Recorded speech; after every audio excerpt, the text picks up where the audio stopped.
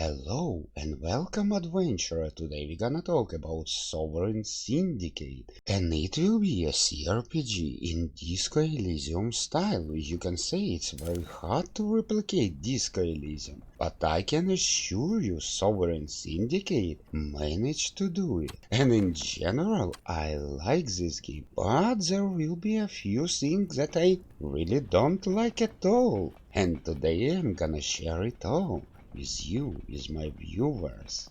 So, Victorian London, but not a usual one, steampunk version. A magical creatures such as dwarves, fairies, minotaurs live with men hand by hand. You will follow a story of three different characters.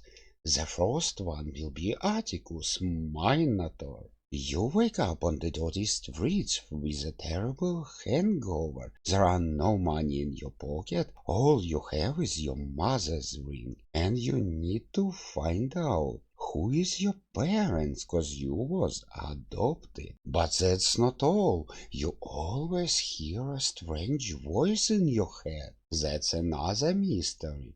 And yep, you will have to pay the rent, and your pockets are empty, completely empty, so your mission will be also to find some money to pay for rent. And probably Atticus is the closest attempt to recreate the character, the famous detective from Disco Elysium. And while our Minotaur will have completely different goals, oh, maybe not that different. You will have to investigate the murder, you will have to investigate missing orphans. Yep, friends, I just don't like that character.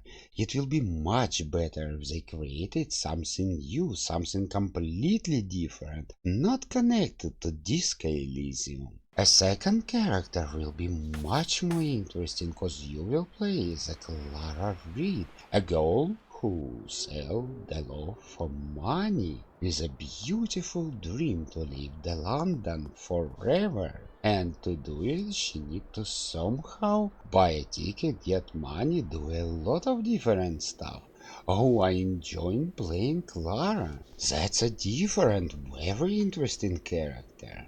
And the third character will be Teddy Redgrave and his robo friend Otto. It's a very interesting character cause Teddy is actually a monster hunter. He's not just a monster hunter, he will be a dwarf. And his companion Otto, the robot, need constant upgrades, so you will have to search entire area for gears and cogs and different interesting parts to put it in Otto, and that will add some trace to him. Oh, extremely interesting character to play. Each character will have some stats, and that stats will actually define your play style. Different characters will have different stats, and take a closer look at this bar.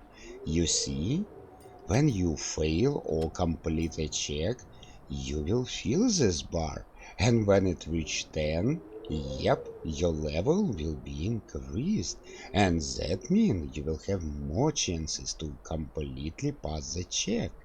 Sovereign Syndicate represents a new tarot card system. By completing some action and making some choices, you will unlock arcanas, a high-level arcanas, and that means some new dialogue options will be open and some dialogue options will be closed for your character. And as you can see, all those major arcanas will be divided through all heroes. That's how you will shape your hero, that's how you will make his personality. Of course, there will be plenty of minor tarot cards, but you know what, in these games they play completely no role at all, just a usual skill check, mostly dependent on your attribute, not on card you choose. You got a check, you got your chances of success, and then you got a dice, oh, I mean tarot card roll. And that's it, success or failure. the only outcome. Friends, and by the way, sometimes failure can give you some attribute points. So if you fail something, don't worry about it too much. Now, how I feel about a gameplay. In general, I love it. The streets of London always the same personalities, the same shops, the same places, let's call it like that. But never forget that you will explore the streets with completely different characters. Where Clara can go, Atticus Minotaur is not allowed to enter. And that will open exploration from another angle. Talking with the same persons, but with a different characters, and they just react differently. That's amazing. And now, my friends, we came to the part that I don't like at all. It annoys me so much. Do you want to know what is it? Hit that like button. And yep, there will be 18 different chapters in this game. And the thing is, if you start playing as Minotaur in chapter 1, in the second chapter you will play as Clara, and in third chapter you will play as a dwarf, and in chapter number 4 you will play as a Minotaur again. This switching of characters is just horrible. You just started to understand your character, what you need to do, and then click, and you switch to other character. Oh my god, such a terrible idea. I don't know about you, maybe for you it will be not a big deal, but for me it really ruins my immersion. Oh, and I forgot to mention one little thing. You will have some hope meter. This little scale at the corner of the screen, it's very hard to notice, but if your hope is low, your character will be very depressive, and all dialogue options will also be very depressive, and if his hope is high, it will be opposite. It will be very optimistic, and dialogue option also will be very optimistic. You can increase or decrease hope whatever you like.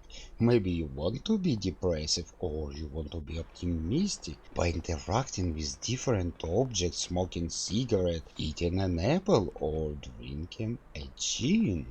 Plenty of options. Friends, in the end I want to say that Sovereign Syndicate is definitely worth your attention, and if you like Disco Elysium, I bet you will enjoy Sovereign Syndicate, but there are so many new features implemented, so different characters. Oh, you will have a great joy, and if you enjoy my video, friends, subscribe, cause there will be a huge guide about this game, don't miss it. Thank you all for watching, and I will meet you in my next video. Meet you there.